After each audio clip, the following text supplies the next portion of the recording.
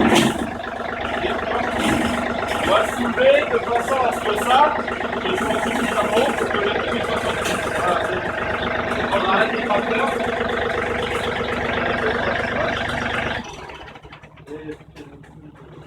On fait chuter la pression. Voilà.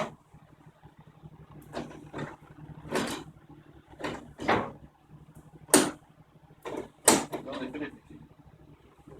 Voilà. Allez. Là, il y en a 4.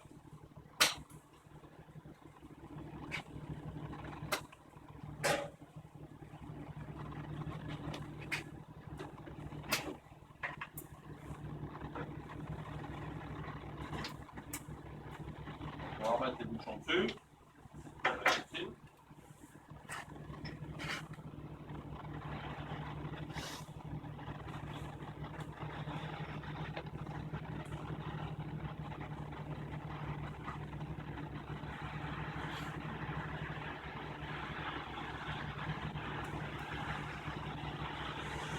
Voilà.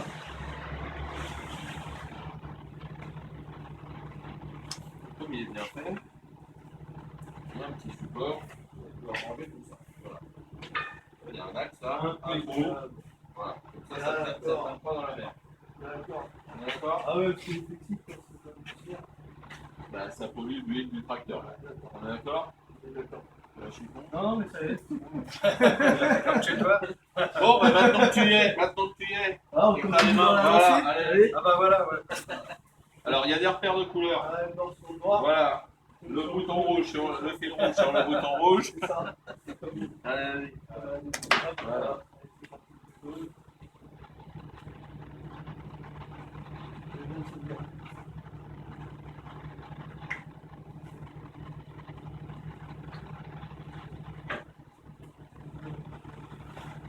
La noire. Noir. Noir, c'est noir. Il y a encore de l'espoir. Et le bleu. Sur le bleu. Sur le bleu. Là, il n'y a pas de rouge. Le bleu sur le bleu. Non, là, il n'y a pas de rouge.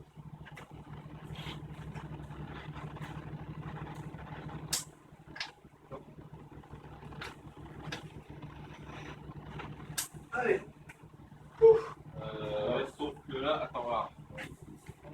Positionner ça là. Normalement, c'est plus haut, non? Ouais, c'est bon, ça. Et normalement, ça passe ici. Ouais. Comme ça, là. Ouais, mais maintenant, il est fait. On peut le faire. Ouais, mais ça fait que ça coince dans le ciel.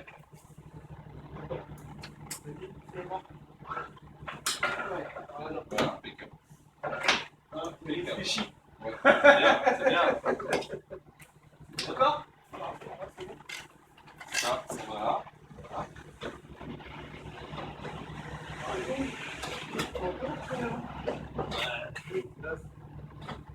Débrouille.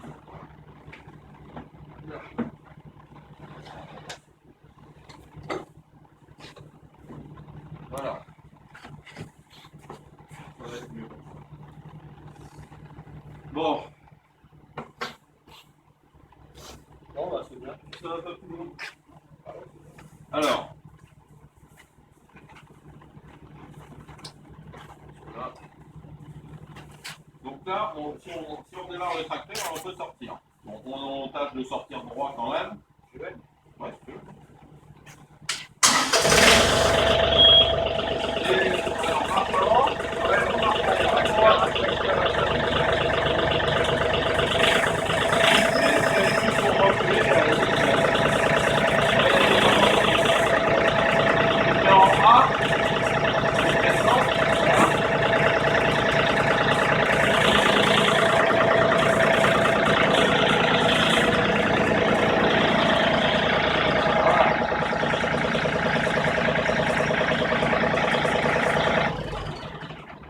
Comme ça, on va pouvoir faire le tour du tracteur. Voilà. Voilà. Tu vas mettre la raccord à la poitrine? Ça va Les cabriolets, c'est plutôt particulier. Ouais. Bon. Donc à partir de maintenant, on va pouvoir faire un petit peu le tracteur, je vais un peu dégager. Donc on a vu.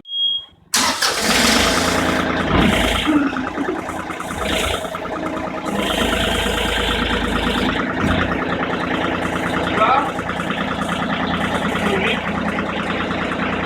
le tracteur de tout se retourne au sol. Après, il va reculer.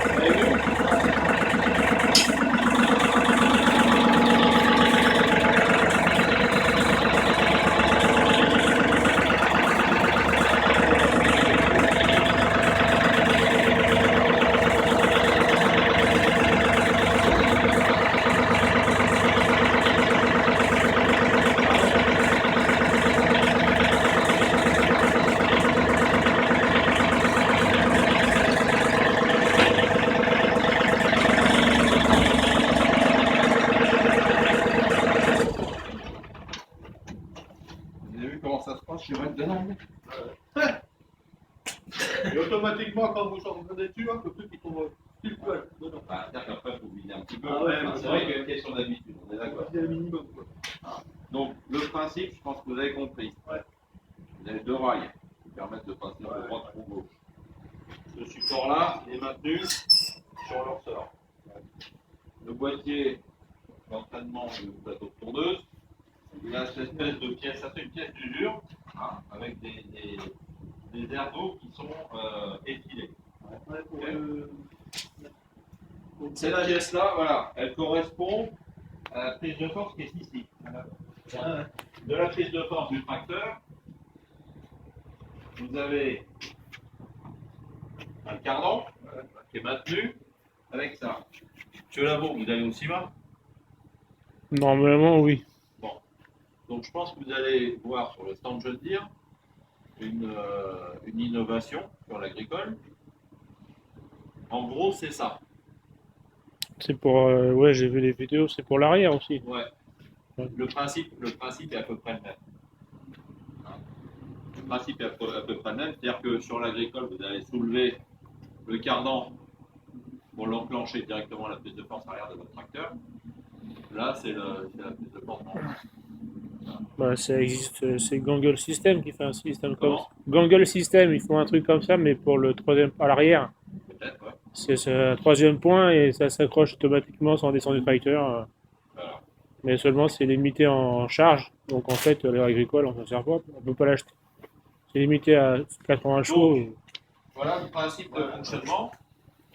Donc là, on va se ravancer. Alors, c'est vrai que c'est plus facile en 4 roues motrices. Hein.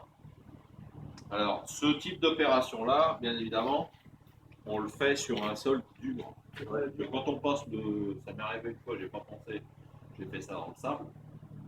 Quand vous avez roulé dessus, ça s'arrête. Le plateau de coupe il s'est enfoncé quand j'ai voulu le rapprocher. J'y arrivais pas. Donc, il faut faire ça sur un sol, voilà, comme ça, ici. Alors après, vous pouvez le reprendre au tire-pale ou le déplacer si vous voulez. D'accord. Pour le DPS, 7,5 d'épaisseur. Il me semble qu'on en a parlé l'autre fois ensemble. Ce qui est intéressant, c'est la hauteur oui. qui est ici. Parce que là, pour le coup, ça, vous avez un gros volume d'air dedans. Et ça va quand même brasser pas mal.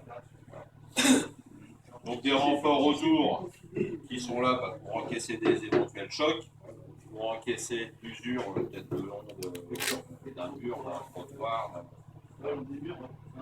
Maintenant, encore une fois, c'est pas fait pour. C'est au cas où. Mais c'est pas une pièce d'usure. D'accord. Une chose importante aussi, le boîtier qui est ici n'entraîne pas directement une lame. Les courroies. Je veux dire par là que si la lame du milieu, vous avez une lame qui est là, une lame qui est là, et une lame qui est là. Je veux dire par là que si la lame du milieu, par exemple, ou celle-là, elle touche une racine, une pierre, un petit machin, ça ne va pas bousiller le boîtier. Ouais. Si on avait un boîtier qui entraînait directement une lame, quand il y a un choc, Ouais. il y a un truc qui pète. Hein. D'accord? Et entraînement dynamique, simplement. Par une courroie. Il y a toujours une courroie de toute façon dans les tondeuses.